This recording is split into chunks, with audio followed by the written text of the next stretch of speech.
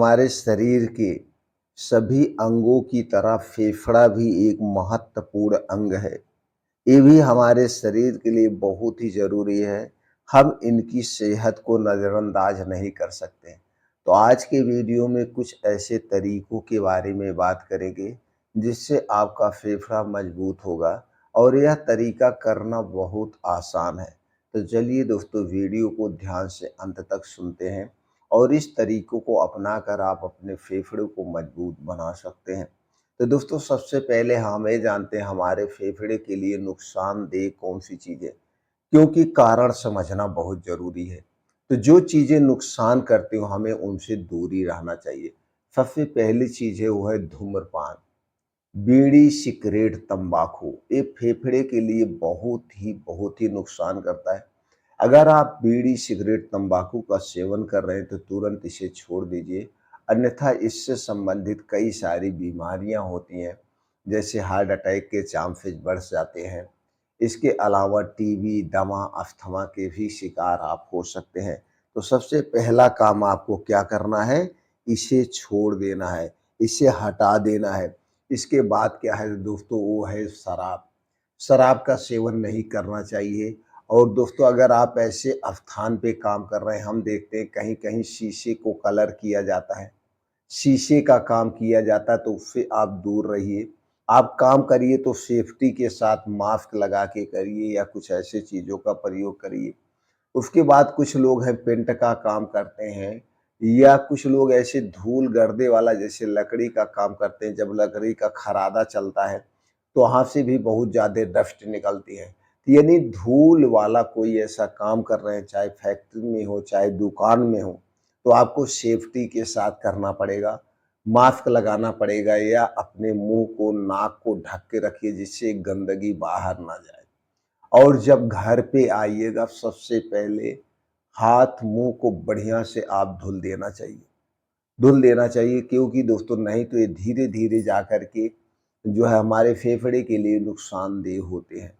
अब इसके बाद ये सब बचाव के तौर पे आप कर सकते हैं। इसके अलावा दोस्तों आपको कुछ संक्रमण बीमारियां होती हैं, उनसे भी आपको बचना होगा। संक्रमण बीमारी होती है या जैसे आपके आस-पास कुछ ऐसे लोग हैं जो संक्रमित हैं, जैसे टीबी है। टीबी के जो पेशेंट हैं आप इनसे भी थोड़ा-सा दूरी बना के रहना चाहिए। थोड़ी-सी दूरी बना के रहना चाहिए और बाहर की जितनी भी चीज़ें हैं, ख़ास करके तली भुनी चीज़ें, ये हमारे स्वास्थ्य के लिए हानिकारक है। बाहर की कोई भी ठंडी चीज़ मत लीजिए या ठंडी चीज़ आपको नहीं लेना। जितनी भी ठंडी चीज़ है, इसे लेने से कफ दोष बढ़ता है। चाहे वो फ्रिज का रखा हुआ ठंडा पानी हुआ, चाहे कोल्ड ड्रिंक्स हुआ, सॉफ्ट ड्रिंक हुआ, इनसे आपको बचना पड़ेगा। ये हमारे स्वास्थ्य के लिए हानिकारक है।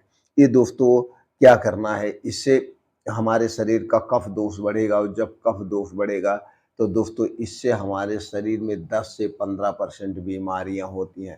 तो इस छोटी-छोटी चीज़ों से आपको बचना होगा। अगर आप बहुत ज़्यादा मात्रा में ठंडा पेय पदार्थ लेते हैं या मीठा चीज़ें खाते, तो मीठा चीज़ें ख़ास करके चीनी की बनी हुई जितनी चीज़ें हैं हमारे पूरे शरीर के लिए नुकसानदेह हैं। मैदा से आपको परहेज़ करना पड़ेगा, मैदा भी नुकसानदेह है। पैकेट बंद, डिब्बा बंद जितनी भी चीज़ें हमारे स्वास्थ्य के लिए हानिकारक हैं। इनसे आपको बच के रहना पड़े। बचाव के लिए क्या करना चाहिए? बचाव के लिए सबसे पहले दोस्तों अपने खाने-पीने में हरी साग-सब्जियों का सेवन करिए।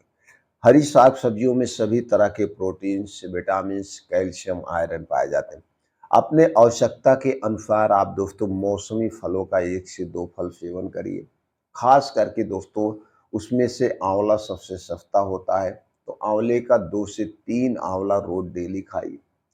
आप नींबू ले सकते हैं, नींबू में विटामिन सी पाया जाता है, जो कि हमारे शरीर के अंदर के ऑर्गन को डिटॉक्सिफ़ाई करने का काम करता है, हमारी इम्यूनिटी को बूस्ट करता है, तो नींबू सबसे सस्ता है। लेकिन नींबू का जब प्रयोग करना है इसे सही तरीके से, सही तरीका क्या है? एक आधा नींबू दिन भर में 1 नींबू आपको लेना है, आधा-आधा नींबू करके 2 बार लीजिए। क्या करना है, आधा 1 गिलास पानी लीजिए, लेकिन पानी हमेशा जब भी लीजिए गुनगुना पानी, एकदम गुनगुना रूम टेम्परेचर का। गुनगुना पानी में आधा नींबू निचोड़ के एक बार आप पी लीजिए, फिर दिन भर में आधा नींबू निचोड़ के दूसरी बार आप पी लीजिए। तो दिन भर में 1 नींबू अगर आप लेते हैं तो इससे इम्यूनिटी स्ट्रांग होती है। आपके जो अंदर के ऑर्गन हैं, फेफड़े हैं, किडनी है, छोटी आंत, बड़ी आंत, इन्हें डिटॉक्सिफ़ाई करने का भी काम करेगा। इसके बाद दोस्तों आप अपने डेली रूटीन में कुछ योगा प्राणायाम करिए। योगा प्राणायाम में दोस्तों सबसे बढ़िया जो योगा है अनुलोम-विलोम।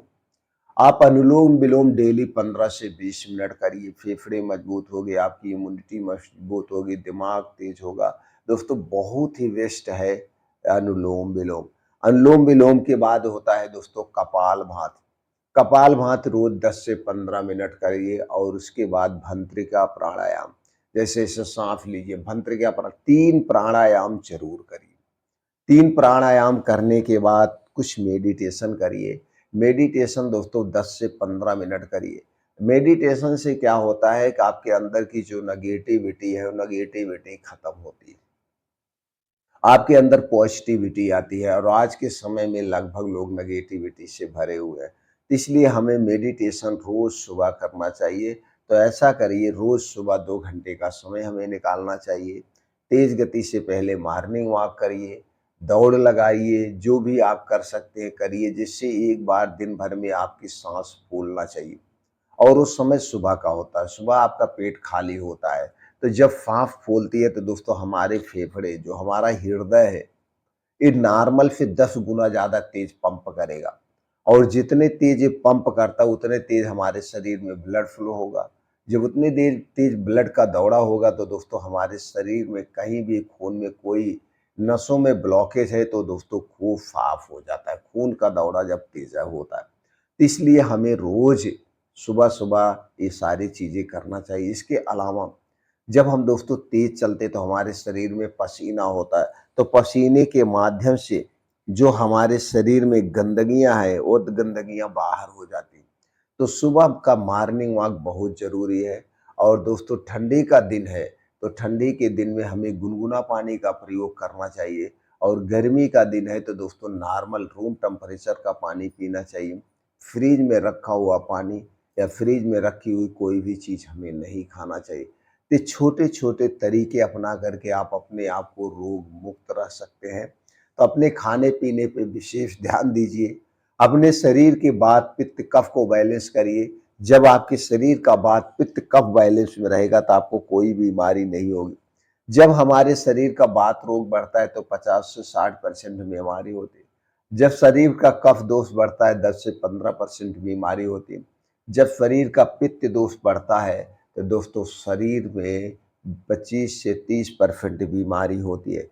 यानी कि हमारा शरीर तभी बीमार होता है जब हमारे शरीर का ये 3 दोष बढ़ जाता है। तो अपने इन 3 दोष को बैलेंस करना सीख ली जाइए। दोस्तों जिस दिन से आप अपने इस 3 दोष को नियंत्रित करना सीख जाएँगे, आप कभी बीमार नहीं पड़ेंगे। तो वात पित्त कफ क्या है, इससे संबंधित चैनल पर बहुत सारी वीडियो पड़ी है, आप दोस्तों देख सकते हैं।